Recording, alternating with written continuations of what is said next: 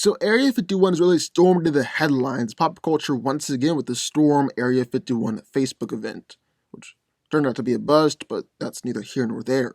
But all this got me thinking. We all know the story about Area 51, about how they're hiding aliens there and reverse engineering their spacecrafts and all that. But where do these stories actually come from? How do they originate? And if Area 51 isn't for aliens, then what is it actually for? Or at least what does the government say it's for? Depending on how much of a conspiracy nut you are. So that's what we're going to find out today. Journey back with me to the 1950s, when the United States is in the midst of the Cold War with the Soviet Union. U.S. planes were consistently conducting low-flight recon missions over the USSR, but there was always that fear of planes being spotted and shot down. So in 1954, President Eisenhower authorized the development of a top-secret, high-altitude recon aircraft called Project Aquatone. In order to build this aircraft, they required a remote location far from prying eyes. The U.S. Air Force found this place near Groom Lake in southern Nevada. Enter Area 51. So that's actually why in 1955, sightings of unidentified flying objects, or UFOs, reported in the skies around Area 51.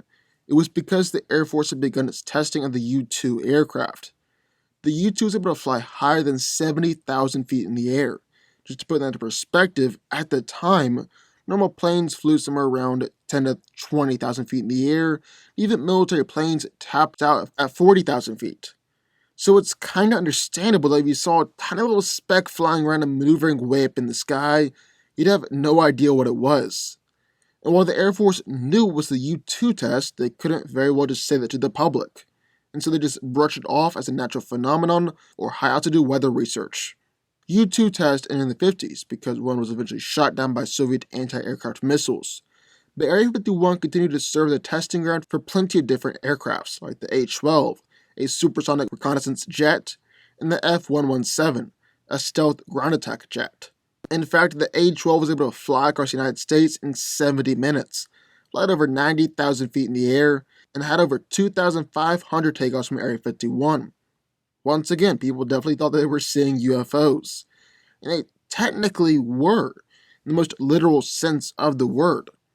And that's kind of where we drop off, because we honestly don't know anything about Area 51 past that.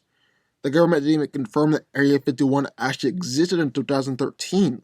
They released documents telling the history of the U-2 and the A-12 aerial surveillance programs, and claimed that the site's secret status was to keep information away from the Soviets, not to cover up an alien encounter.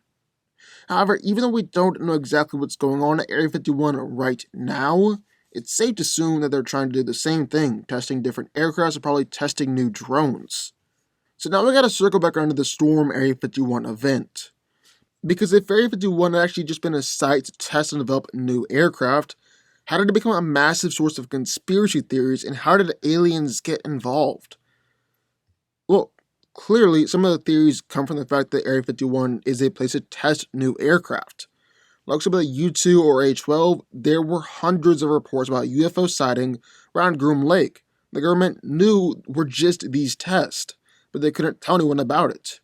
It also doesn't help that the southern Nevada has a long history of alien sightings, dating all the way back to before Area 51 was even created, like Roswell, New Mexico, in the 1940s. Plus, there's just the sheer secrecy surrounding Area 51. I mean, the government didn't even admit that the secret site existed in 2013. Couple that with the reported UFO sightings, and you're bound to get plenty of conspiracy theories. However, Area 51 really became forever associated with aliens in 1989, when Robert Lazar came forward and began to work on Area 51, where they housed and studied alien spacecraft, and his job was to recreate the technology for military use. Now, you can believe Bob Lazar if you want to. That's another video for another day. But it's safe to say that he was the one behind the mass alien conspiracy theories surrounding Area 51. In fact, it was Bob Lazar's appearance on the Joe Rogan podcast that actually inspired the Storm Area 51 Facebook event, bringing Area 51 back into the public conscious, bringing us full circle for this video.